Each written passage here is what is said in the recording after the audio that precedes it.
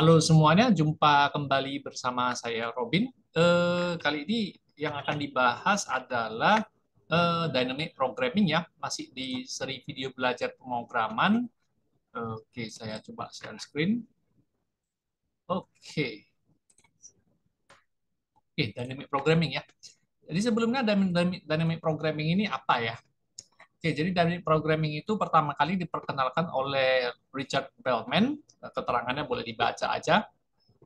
Eh, Awalnya sih pendekatan dynamic programming ini mirip seperti teknik divide and conquer ya. Jadi dipecah-pecah dulu masalah teknikal pemrogramannya menjadi bagian-bagian yang lebih kecil gitu ya. Seperti seolah-olah seperti itu ya, tapi tidak persis seperti itu ya. Nah, jadi lebih banyak dynamic programming ini di apa namanya memorization ya, lebih banyak di situ ya. Nah, jadi kita kalau memecah menjadi masalah-masalah kecil, lalu masalah kecil tersebut dimemorize ya. Jadi sehingga si program mengingat bahwa mereka sudah pernah menyelesaikan masalah tersebut atau pernah mendata hasil operasi dari masalah tersebut. Oke. Nah, jadi kira-kira manfaatnya untuk optimization ya. Namun kalau kita memanfaatkan memorization tentunya ketika fitur tersebut hanya dipakai sekali, ketika solusi tersebut hanya dipakai sekali, itu sepertinya memorization ini malah boros ya.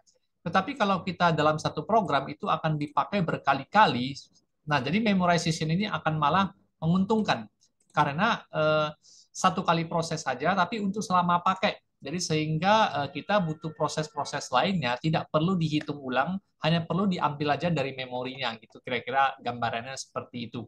Oke, nah dalam dynamic programming ini ya mungkin ini saya skip aja. Oke, nah jadi untuk mencapai optimalnya ya, untuk mencapai optimization lah, untuk mencapai efisiensinya ya. Oke, nah jadi tanpa berpanjang lebar lagi mengenai slide yang ada di sini, Anda bisa baca sendiri aja ya. Nah, jadi beberapa problem dengan dynamic programming itu ada yang umum ya, yang paling mudah digunakan untuk dipelajari adalah Fibonacci dan faktorial. Oke, jadi saya langsung aja coding dengan bahasa C. Kenapa saya tidak menggunakan bahasa program seperti Python ya? Karena Python itu tidak cocok untuk hal yang optimization gitu. Karena Python itu memang agak berat ya dibanding dengan bahasa C dalam hal runtime program ini ya.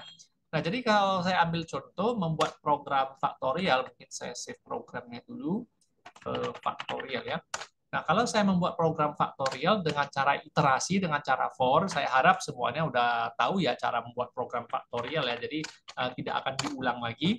Nah, jadi misalkan saya memiliki nilai n adalah katakanlah 4. Nah, 4 faktorial itu berapa ya? Nah, kita harus melakukan perulangan nilai f ya. Nah, jadi perulangan dimulai dari 2 ya. Kenapa dimulai dari 2? Karena faktorial 1 itu tidak perlu dihitung ya. Faktorial 1 ke bawah itu nilainya adalah 1. Namun faktorial 2 ke atas itu baru akan dihitung berulang-ulang dikali-kali ya tentunya ya. Jadi 1 kali 2 kali 3 kali 4. Jadi kali 2 kali 3 kali 4-nya itu dilakukan secara berulang. Namun nilai awal 1 tidak perlu dikali berulang ya. Lagi pula buat apa kita kali dengan 1 ya. Nah, jadi kita lakukan perulangan I dari 2 selama I lebih kecil sama dengan N, I plus plus. Oke, yang kita lakukan adalah F dikali sebesar I. Nah, kalau bahasa matematiknya adalah F yang sekarang adalah F yang sebelumnya dikali dengan I ya, kalau bahasa matematikanya yang lebih universal. Oke, sampai di sini mungkin saya akan mencetak, tapi saya memogram dengan style C ya, bukan C++, tapi saya memogram dengan style C. Saya memogram dengan cara persen %i tanda seru sama dengan persen %i backslash n. Apa artinya? Artinya persen yang di depan adalah n tanda seru, variabel n yang 4 tadi ini. Nah, persen i satu lagi adalah untuk variabel f ya. Jadi kita coba 4 faktorial sama dengan 24. Oke ya, pas ya. Kalau 3 faktorial adalah 6. Oke. Kalau 5 faktorial adalah 120 ya. Kita nampak sendiri di sini ya. Nah, tapi kan ini cara iterasi ya. Nah, bagaimana kalau cara memorization ya? Nah, kalau cara memorization itu kita bikin tabel. Kita bikin tabel berapa jauh nilai faktorial yang kita butuhkan ya. Misalnya integer faktorial gitu ya, integer faktorial. Nah, jadi memang faktorial ini masih ada cara yang lain, yaitu cara function, tapi tetap saja kita tidak bisa menggunakan optimization dengan cara function, itu tidak selamanya optimization banget ya. Tapi maksudnya di sini kalau kita function menggunakan function dalam menghitung faktorial, itu memang terjadi optimization ya, namun tidak terjadi memorization. Terjadi perhitungan, tapi hitungannya tidak pernah disimpannya. Nah, jadi kita butuh sebuah tabel faktorial ya, katakanlah saya butuh 7 faktorial pertama gitu ya. 6 faktorial pertama. Jadi faktorialnya dari 1 sampai 6 ya. Jadi saya sediakan 7 seperti biasa. Bahasa C kalau saya minta 7 dia akan memberikan 0 sampai 6 tentunya ya. Jadi saya butuh 6 faktorial simpanan memorization dari 6 faktorial. Jadi saya butuh 1 sampai 6 jadi saya pakai 7 ya. Nah, jadi saya minta 7 akan diberikan, ketika saya minta jumlah elemennya 7 akan diberikan elemen 0 sampai 6 tentunya ya. Oke, jadi mungkin saya boleh pakai variabel max misalnya sebanyak 7. Jadi 7-nya saya ganti dengan max saja. Oke. Nah, jadi untuk bisa mendapatkan faktorial 1 sampai dengan 6 ya, itu langsung aja ya, langsung aja. Misalnya begini. Nah, untuk faktorial 0 dan faktorial 1 itu tidak perlu dihitung ya, karena memang acuannya memang bernilai 1. Nah, namun untuk faktorial mulai kedua, faktorial yang mulai dari faktorial kedua, selama I lebih kecil dari max, ya, saya buat lebih kecil dari max. Nah, di sini setelah kita lakukan perhitungan, ya, setelah kita lakukan perhitungan, nah itu kita tidak perlu, ya, setelah kita lakukan perhitungan itu kita tidak perlu apa namanya ya, mencetak, karena kita akan menghasilkan faktorial dari sekian sampai sekian ya. Dalam hal ini kita akan menghasilkan faktorial 2 sampai faktorial 6 tentunya dengan cara ya. Nah, dengan cara faktorial kedua didapatkan dari faktorial ke 1 dalam hal ini I kurang 1 dikali dengan I. Apa ya maksudnya begini ya? Nah, kalau saya bisa pakai notepad untuk menjelaskannya, di sini seperti ini kira-kira. Jadi ketika I adalah 4, maka yang terjadi adalah faktorial 4 itu didapat dari faktorial 4 kurang 1 ya. 4 kurang 1 yaitu 3 dikali dengan 4. Itu maksudnya. Jadi faktorial 4 kurang 1 tentunya adalah faktorial 3 ya. Nah, ketika nanti I adalah 3, maka faktorial I adalah faktorial 3, faktorial I kurang 1 adalah faktorial 3 kurang 1, dan kali I adalah kali 3. Begitu juga dengan faktorial 2, ketika I sama dengan 2, maka yang terjadi adalah array di elemen faktorial 2 didapat dari array di faktorial 2 kurang 1, karena I kurang 1 ya, 2 kurang 1 ya 1. Faktorial 1 kita udah dapat ya. Nah, kemudian dikali dengan 2, karena I adalah 2. Nah, jadi beginilah cara memorize nilai-nilai faktorial ya. Nah, namun di sini hanya yang kita lakukan hanyalah proses loading awal. Nah, sehingga kapan kita butuh nilai faktorial, kita tidak perlu menghitung lagi. Ya, kita butuh 10 nilai faktorial, kita tidak perlu 10 kali menghitung. Contoh ya, saya butuh misalnya 6 nilai faktorial, saya hanya butuh I dari 1 selama I lebih kecil dari max, misalnya I++, saya tidak perlu hitung lagi faktorial kali, saya tinggal mencetak saja ya, persen I tanda seru sama dengan persen I backslash N. Apa maksudnya? Nah, persen I yang satu ini adalah untuk variabel I, yaitu 1 faktorial sama dengan berapa, 2 faktorial sama dengan berapa ya. Lalu aksesnya dengan menggunakan array faktorial ke I. Jadi ketika I adalah 2 nanti, maka yang tercetak adalah 2 dan faktorial 2. Faktorial 2 yang tadi tersimpan di elemen array ini ya. Nah, dan kita coba jalankan programnya. Nah, demikianlah caranya kita menggunakan teknik memorization untuk kasus faktorial ya. Oke, mudah-mudahan tidak sulit dipahami ya. Nah, jadi kalau kita sudah menggunakan cara memorization, maka setiap kali kita request nilai n, katakanlah kita minta nilai n,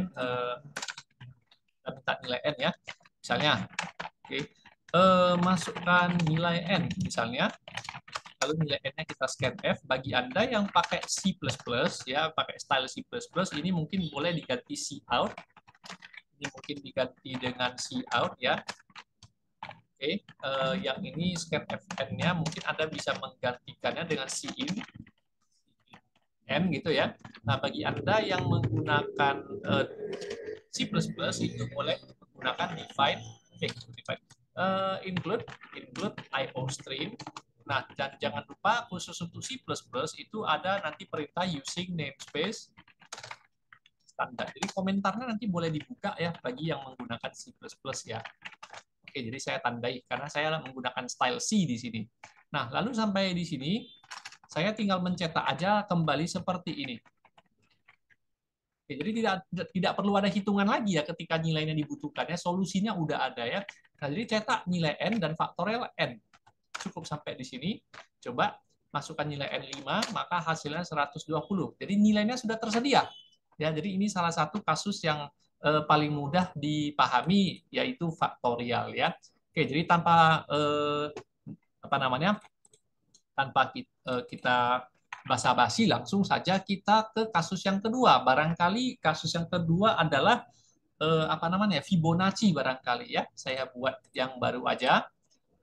Oke, saya tetap akan menggunakan style C. Anda boleh menggunakan style C++ ya.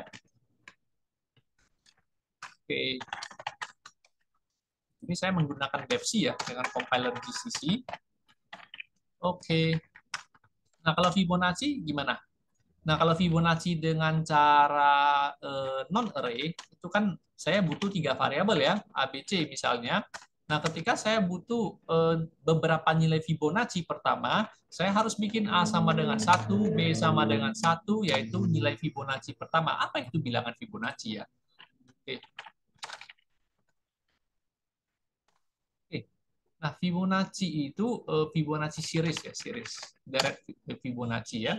Oke, jadi bicara Fibonacci itu 1, 1, 2, 3, 5, dan seterusnya ya.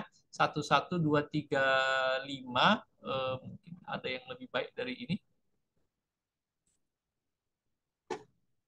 Oke, 1, 1, 2, 3, 5, 8, dan seterusnya. Jadi dari Fibonacci ya seperti ini ya. Oke, jadi dari Fibonacci itu kalau di ilmu sosial ibaratnya perbandingan antara persediaan pangan dengan pertambahan penduduknya gitu ya. Jadi kalau pertambahan penduduknya seperti dari deret Fibonacci misalnya, maka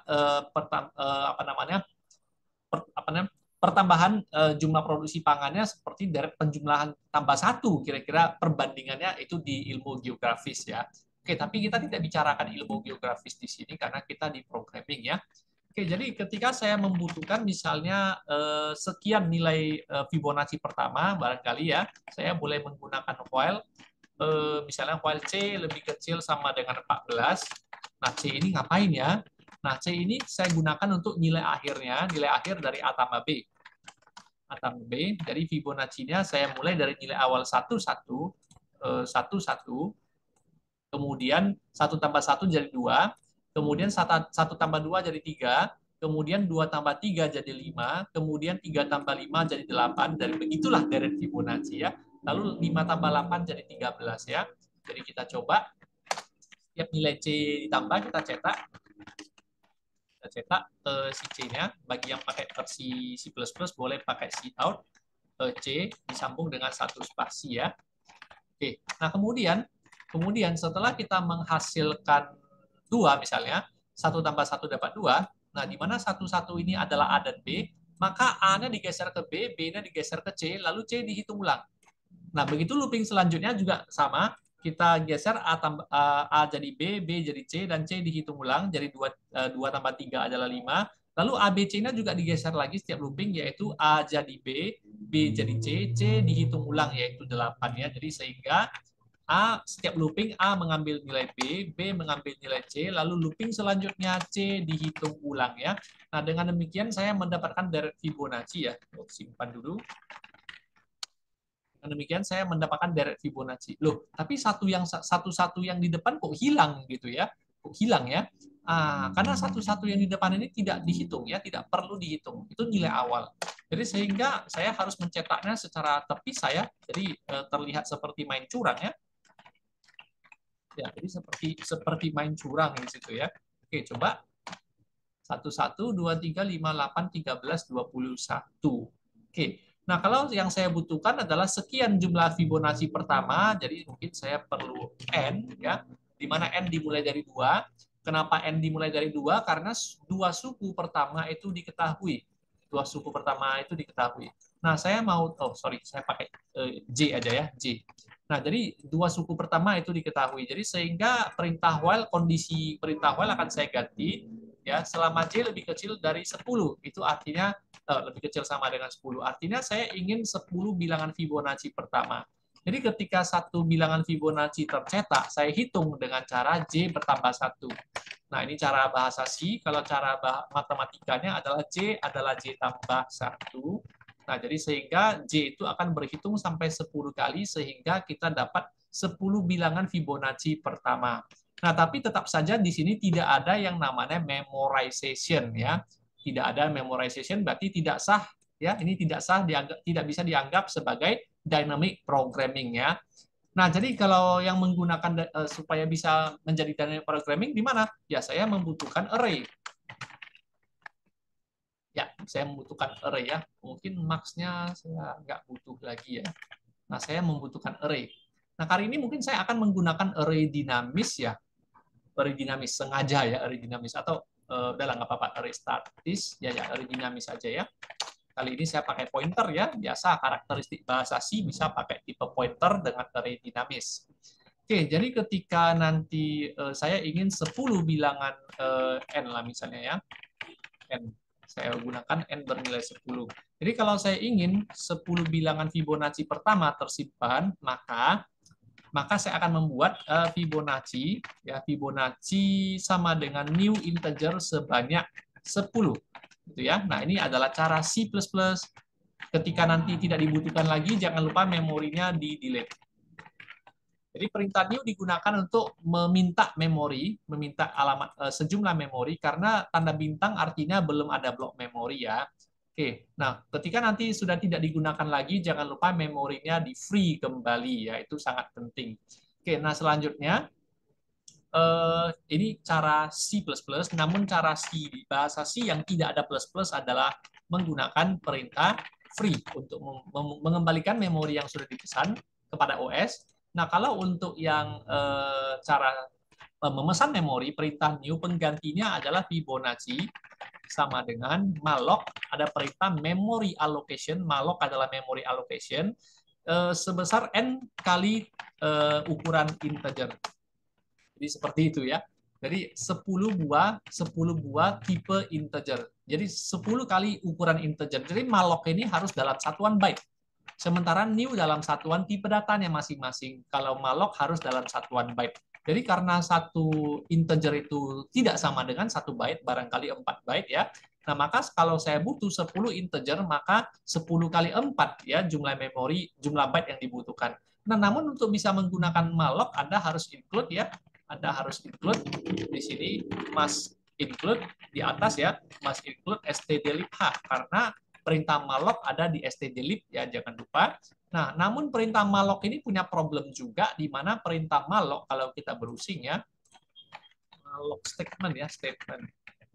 Nah, perintah malloc ini kita lihat ya, yang online kita lihat sumbernya langsung. Nah, perintah malloc itu mengalokasikan sejumlah memori.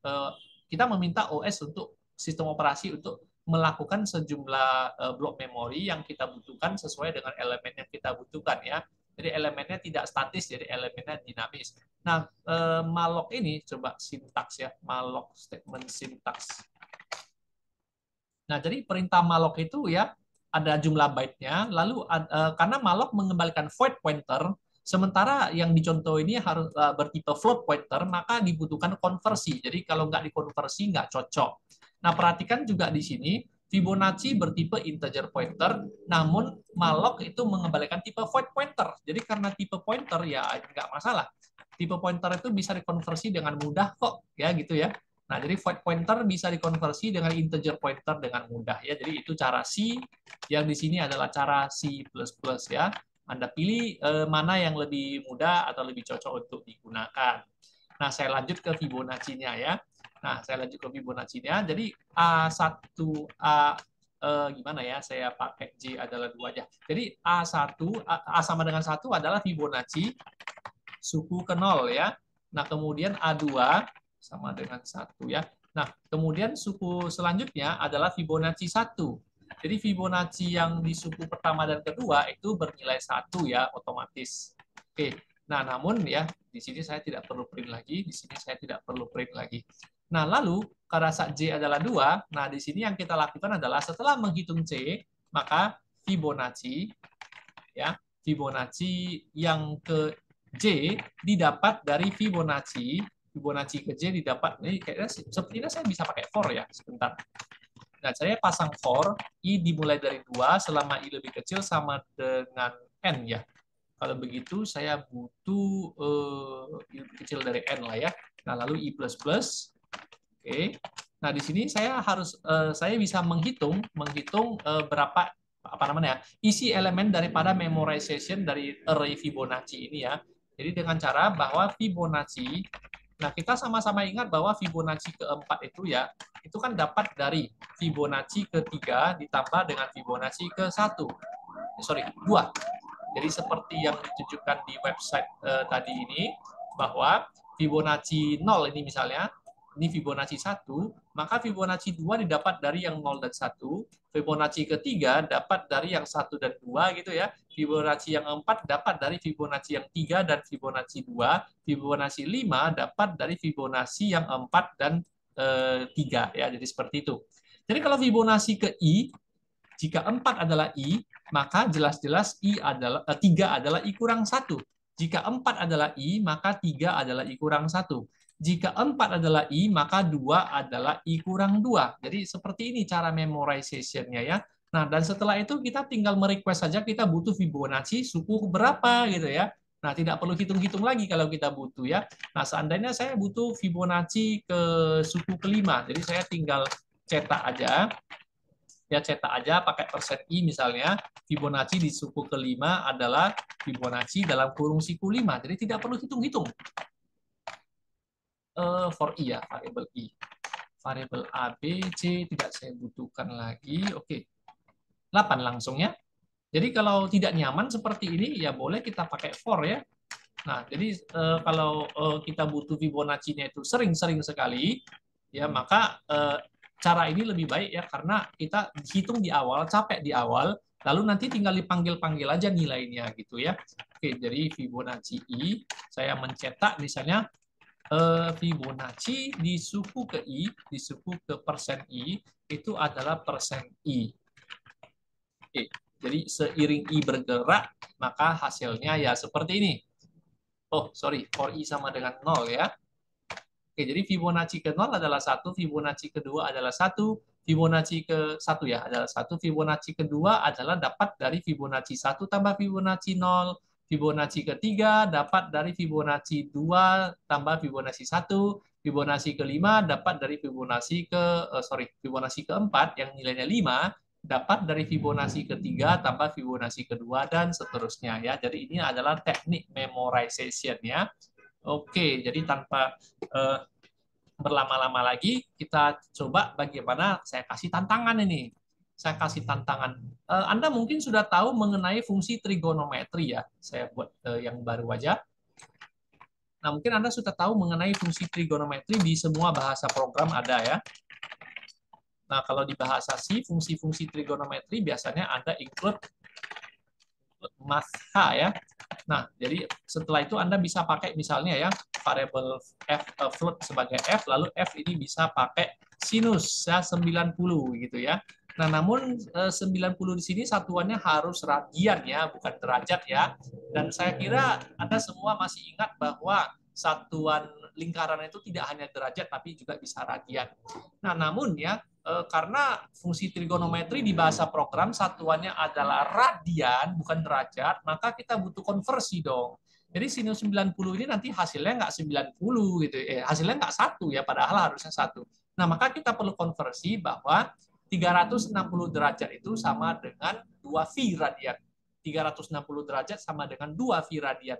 Berarti 1 V radian itu 180 derajat. Jadi cara mengkonversi adalah kali dengan konstanta pi. Jadi ada konstanta pi di dalam mass H, ada konstanta pi. Nah, kemudian konstanta pi ini dikali dengan sudut yang kita inginkan, lalu dibagi dengan 180 gitu ya. Nah, ini adalah apa namanya? Trigonometri ya.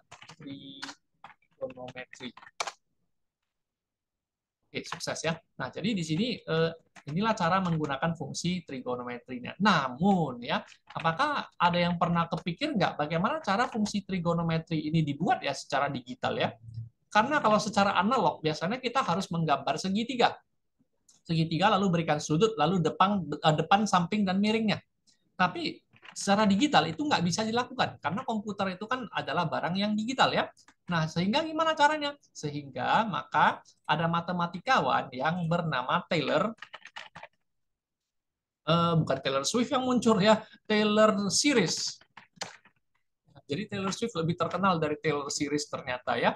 Oke, Taylor Series. Jadi Derek Taylor sering juga disebut sebagai McLaurin series ya karena Taylor dan McLaurin itu menemukan teknik ini, cara ini pada waktu yang hampir bersamaan dan pada saat itu hanya ada barangkali Telegram ya, bukan Telegram aplikasi zaman sekarang ya, Telegram yang mengirim data pakai Morse ya.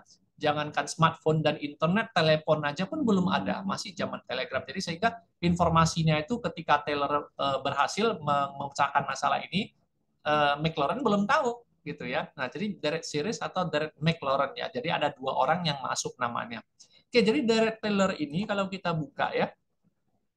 Oke, Derek Taylor ini kalau untuk ada beberapa fitur dia ya di Derek Taylor ini, namun yang paling menarik perhatian kita di sini adalah trigonometrinya.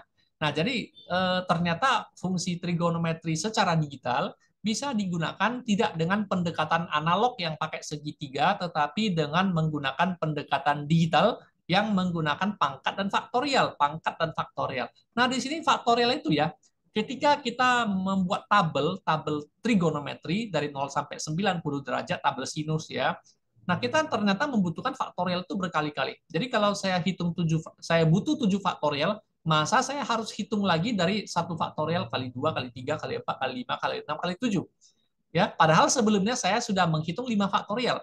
Ya, di 7 faktorial saya menghitung ulang lagi 5 faktorial baru kali 6 kali 7. Buat apa? Ya, kan boros ya, boros komputasi. Jadi sehingga kita butuh dynamic programming ya. Nah, dan ketika kita butuh 5 faktorial, apakah kita perlu kali ulang 1 kali 2 kali 3 kali 4 kali 5? Padahal sebelumnya kita sudah menghitung 3 faktorial 1 kali 2 kali 3. Nah, ini kan pemborosan operasi komputer ya. Nah, kira-kira seperti itu. Nah, jadi kita terapkan kemari. Nah, setelah kita nanti berhasil mengerjakan satu sudut ya, Anda perhatikan, sorry, pangkatnya juga sama. Pangkatnya juga sama ya. Jadi Anda sudah mengerjakan pangkat 3 di sini, tapi di pangkat 5 Anda kali ulang X kali X kali X kali X kali X kali X lagi. Ngapain ya? Nah, jadi pemborosan kalkulasi juga ya.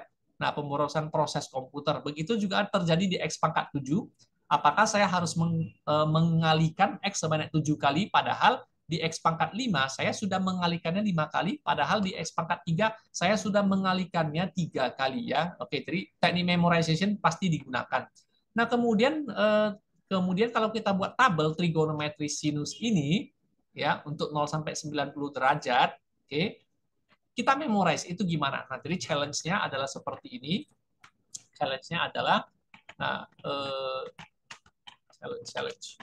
Nah, jadi challenge-nya di sini adalah bagaimana kalau kita punya tabel sinus, ya, sine table ya. Nah, bagaimana kalau kita punya tabel sinus bertipe float aja, oke, bertipe float aja, sebanyak 9.000.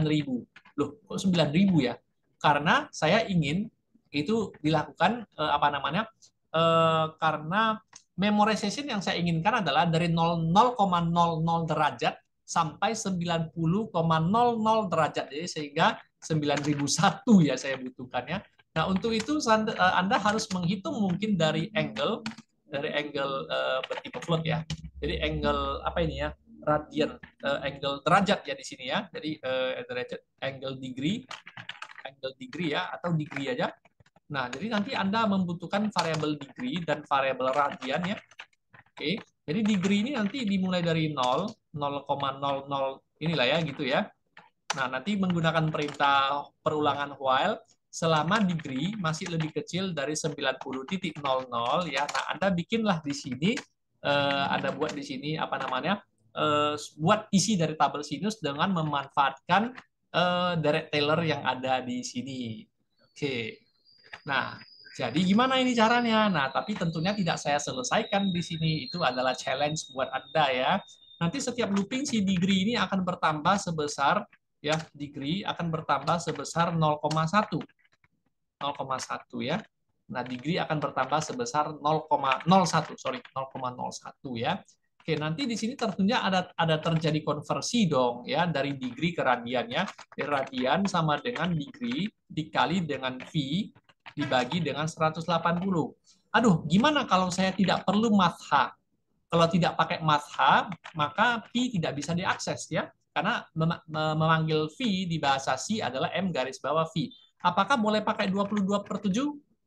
Tidak saya sarankan ya, karena ini kurang akurat.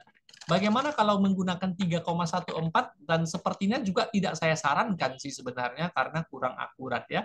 Nah, jadi untuk itu V yang akurat itu berapa? Coba kita lihat ya. Oke. V value. Eh, eh, eh, V atau PI ya? Bukan, bukan. Oke, jadi nilai V yang paling akurat adalah ini. Ya. Nah, wow, ngeri ya, 3,141592 dan seterusnya. Ini V yang paling akurat menurut peneliti-peneliti dari Eropa ya, antara Romawi sepertinya ya, V ya. Nah, mungkin Anda masih ingat dengan yang namanya Pitagoras ya. Oke. Nah, jadi V itu kalau tidak mau menggunakan matha, ya boleh dong pakai V yang nilainya panjang-panjang kayak tadi ya, kalau mau ya. 653 dan seterusnya lah ya, saya stop sampai di situ ya. Jadi degree harus dikali dengan V bagi 180 baru dapat radiannya. Nah, baru lakukanlah perhitungan pangkat dan faktorial di bagian ini. Jadi Anda pasti membutuhkan sebuah integer F ya, pasti Anda membutuhkan integer F dan mungkin juga integer I, oke, di mana F nanti Anda mulai dari untuk setiap sudutnya, Anda mulai F dari 1, lakukan perulangan untuk menghitung faktorial ya, gunakan teknik memorization yang barangkali tidak harus pakai array, faktorial dan pangkat barangkali tidak pakai array karena faktorial oke lah pakai array, tapi namun yang pangkat mungkin tidak cocok pakai array ya. Nah, jadi di sini dynamic programming yang membutuhkan dynamic programming lagi. Jadi Anda membutuhkan array faktorial seperti ini barangkali. Nah, namun array faktorialnya hanya 7 elemen. Berarti saya berikan 8 ya. Saya berikan 8. Nah, bagaimana cara mengerjakannya? Silakan dicoba. Ini adalah challenge buat Anda. Oke. Nah, kalau ada pertanyaan, barangkali boleh di kolom komentar. Oh, boleh chat saya aja bagi yang nonton dari e-learning-nya. Oke, mungkin sekian pembahasan kita hari ini. Eh, Terima kasih sudah menonton. Sampai jumpa di video selanjutnya ya. Selamat belajar, selamat mencoba.